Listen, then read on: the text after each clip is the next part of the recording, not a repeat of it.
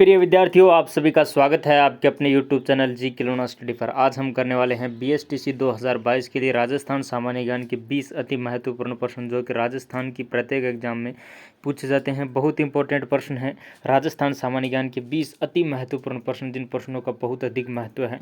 तो चलिए फिर आज की हमारी इस क्लास को स्टार्ट करते हैं। और 1 नंबर प्रश्न है हमारा, मुख्यमंत्री कोरोना सहायता योजना के अंतर्गत विधवा महिलाओं को प्रतिमाह कितनी पेंशन दी गई।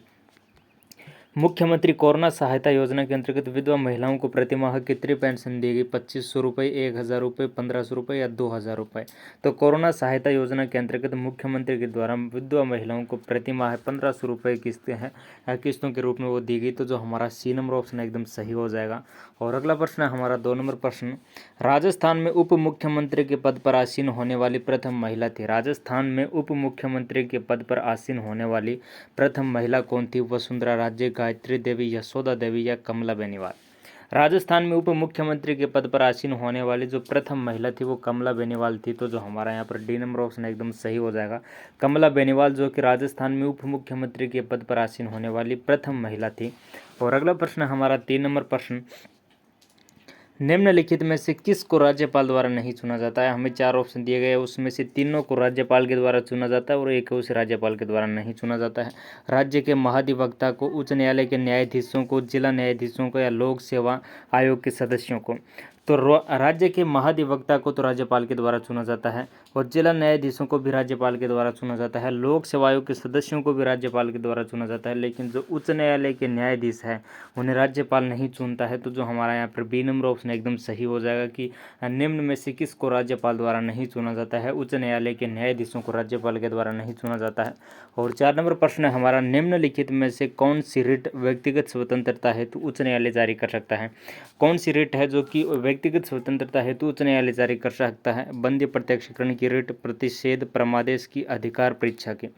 कौन सी रिट जो कि व्यक्तिगत स्वतंत्रता हेतु उच्च न्यायालय जारी कर सकता है। बंदी प्रत्यक्षीकरण की जो रिट है वो उच्च न्यायालय है वो जारी कर सकता है व्यक्तिगत स्वतंत्रता हेतु। तो जो हमारा यहाँ पर A नंबर ऑप्शन एकदम सही हो जाएगा। और अगला प्रश्न है हमारा 5 नंबर प्रश्न, राज्य लोक सेवा आयोग के अध्यक्ष व सदस्यों के वेतन भत्ते भारित होते हैं। राज्य की सिंचित निधि पर, भारत संघ की सिंचित निधि पर, राज्य विधानमंडल पर या कार्मिक विभाग पर।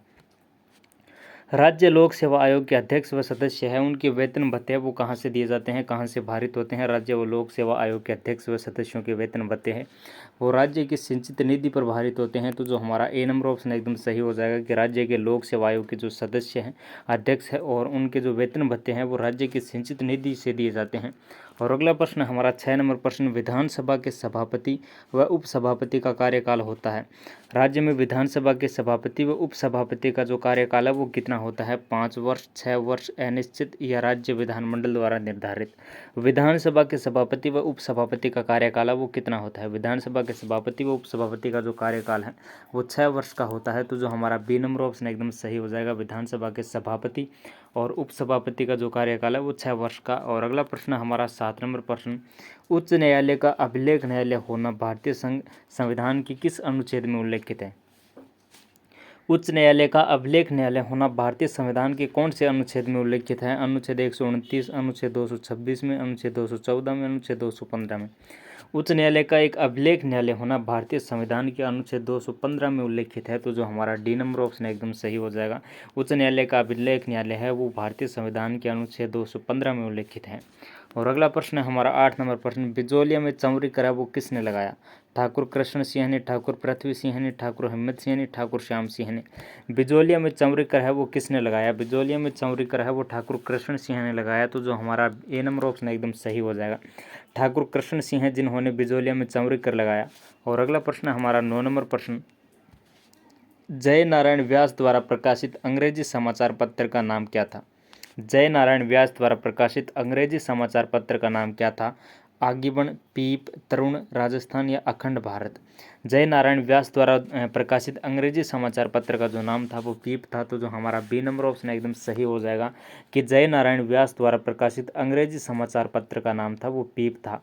और 10 नंबर प्रश्न हमारा, पंचमार्क चांदी की 8 मुद्राएं कौन सी सभ्यता से प्राप्त हुई। पंचमार्क चांदी की जो 8 मुद्राएं हैं वो किस सभ्यता से हमें प्राप्त हुई। गणेश्वर सभ्यता से, कालीबंगा सभ्यता से, बैराट सभ्यता से, आहड़ सभ्यता से। पंचमारक चांदी की 8 मुद्राएं हैं वो कौन सी सभ्यता से प्राप्त हुई? पंचमारक चांदी की 8 मुद्राएं हैं अब वो हमें बैराट सभ्यता से प्राप्त हुई। तो जो सी नंबर ऑप्शन है एकदम सही हो जाएगा। पंचमारक चांदी की जो 8 मुद्राएं हैं वो बैराट सभ्यता से हमें प्राप्त हुई। और 11 नंबर प्रश्न है हमारा, पाहेबा या साहेबा, पाहेबा या इसका जो दूसरा नाम है वो साहेबा का युद्ध कब हुआ? पाहेबा अथवा साहेबा का युद्ध कब हुआ? 1542 में, 1544 में, 1546 में, 1543 में। पाहेबा अथवा जिसे साहेबा बोला जाता है का युद्ध है वो 1542 ईस्वी में हुआ। 1542 ईस्वी में पाहेबा यानी साहेबा का युद्ध हुआ। मालदेव के सेनापति कुंपा ने बीकानेर के राव जैत सिंह को हरा दिया तथा जांगल देश पर अपना कब्जा कर लिया। जैत सिंह का पुत्र कल्याणमल शेर शाह की शरण में चला गया। यानी पाहेबा का जो युद्ध है वो मालदेव के सेनापति कुंपा तथा बीकानेर के राव जैत सिंह के मध्य में हुआ। उसमें बीकानेर के राव जैत सिंह की हार हुई तथा उन जो मालदेव के सेनापति थे कुंपा, उन्होंने जांगल देश पर अपना कब्जा कर लिया। और जैत सिंह का जो पुत्र था जिसकी हार हुई वह कल्याणमल था और वह शेर शाह की शरण में चला गया। यानी पाहेबा का युद्ध है वो मालदेव के सेनापति कुंपा व बीकानेर के राव जैत सिंह के मध्य में लड़ा गया और 1542 ईस्वी में लड़ा गया। और अगला प्रश्न है हमारा, रणथंबोर में हामिर के विरुद्ध युद्ध में अलाउद्दीन का सेनापति था वो कौन था? रणथंबोर का युद्ध, रणथंबोर के शासक हमीर देव चौहान के विरुद्ध युद्ध हुआ अलाउद्दीन खिलजी के साथ। उसमें अलाउद्दीन खिलजी का सेनापति था वो कौन था? उलूग खान, नुसरत खान, अलफ खान या महमद साहब? रणथंबोर में हमीर के विरुद्ध युद्ध में अलाउद्दीन का जो सेनापति था वो उलूग खान था। तो जो हमारा ए नंबर ऑप्शन एकदम सही हो जाएगा, उलूग खान जो कि अलाउद्दीन का सेनापति था। नंबर प्रश्न हमारा, बूंदी प्रजामंडल के संस्थापक कौन थे? कांतिलाल पंडित, न्यूनराम शर्मा, अभिन हरिया, हरि मोहन माथुर। बूंदी प्रजामंडल के संस्थापक थे वो कौन थे? बूंदी प्रजामंडल के जो संस्थापक थे वो कांतिलाल थे। तो जो हमारा ए नंबर ऑप्शन एकदम सही हो जाएगा कि बूंदी प्रजामंडल के संस्थापक कौन थे? कांतिलाल। और अगला प्रश्न हमारा 14 नंबर प्रश्न, प्रजामंडल आंदोलन के दौरान किस रियासत में बीरबल दिवस मनाया गया है? प्रजामंडल आंदोलन के दौरान किस रियासत में बीरबल दिवस मनाया गया? मारवाड़ रियासत में, जयपुर रियासत में, मेवाड़ रियासत में या बीकानेर रियासत में? प्रजामंडल आंदोलन के दौरान वह रियासत जिसमें बीरबल दिवस मनाया गया वह हमारी बीकानेर रियासत है जिसमें बीरबल दिवस मनाया गया। और बीरबल दिवस क्यों मनाया गया? 30 जून 1946 को श्री गंगानगर के राय सिंह नगर में तिरंगा यात्रा के दौरान गोलीकांड हुआ जिसमें बीरबल सिंह के घायल होने के कारण 1 जुलाई को उनकी मृत्यु हो गई। और 17 जुलाई 1946 को बीकानेर रियासत में बीरबल दिवस है वो मनाएगा। यानी 30 जून 1946 को गंगानगर के राय सिंह नगर में तिरंगा यात्रा थी, उसमें गोलीकांड हुआ जिसके कारण जो बीरबल सिंह थे उनके घायल होने से 1 जुलाई को मृत्यु हो गई। उनकी याद में 17 जुलाई 1946 को बीकानेर रियासत में बीरबल दिवस मनाया गया। यानी प्रजामंडल आंदोलन के दौरान किस रियासत में बीरबल दिवस मनाया गया? बीकानेर रियासत में। बहुत ही इंपॉर्टेंट प्रश्न है, बीकानेर रियासत में बीरबल दिवस है वो मनाया गया। और अगला प्रश्न हमारा 15 नंबर प्रश्न, गुलाबो किस नृत्य की प्रसिद्ध नृत्यांगना है? कालबेलिया नृत्य की, मछली नृत्य की, भावई नृत्य की या चक्री नृत्य की?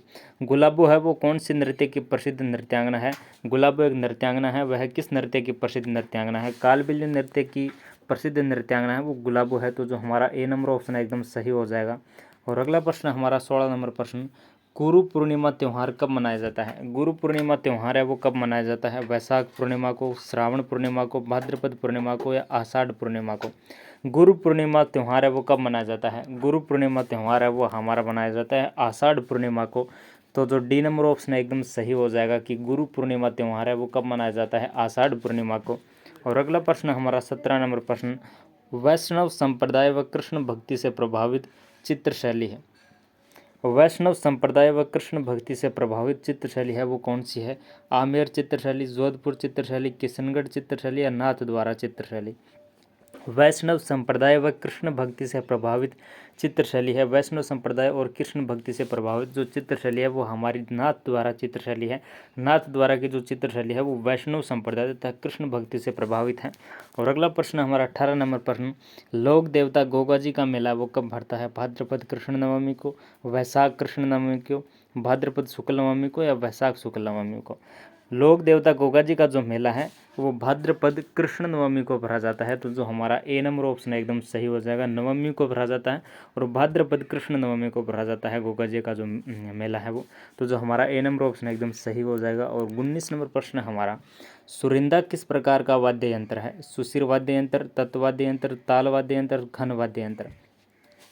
सुरिंदा है वो किस प्रकार का वाद्य यंत्र है? सुरिंदा हमारा तत्वाद्य यंत्र है। तो जो बी नंबर ऑप्शन एकदम सही हो जाएगा। सुरिंदा किस प्रकार का वाद्य यंत्र है? सुरिंदा है वो हमारा तत्वाद्य यंत्र है। और अगला प्रश्न हमारा 20 नंबर प्रश्न, वर्ग को जादू टोने से बचाने के लिए गाया जाने वाला गीत है। राजस्थान में वर्ग को जादू टोने से बचाने के लिए गाया जाने वाला जो गीत है वो कौन सा है? काजलियो, कोकड़ी या लोटियो, कामण। वर्ग को जादू टोने से बचाने के लिए जो गाया जाने वाला गीत है वो कामण है। तो जो हमारा जो डी नंबर ऑप्शन एकदम सही हो जाएगा। वर्ग को जादू टोने से बचाने के लिए गाया जाने वाला गीत है वो कामण है।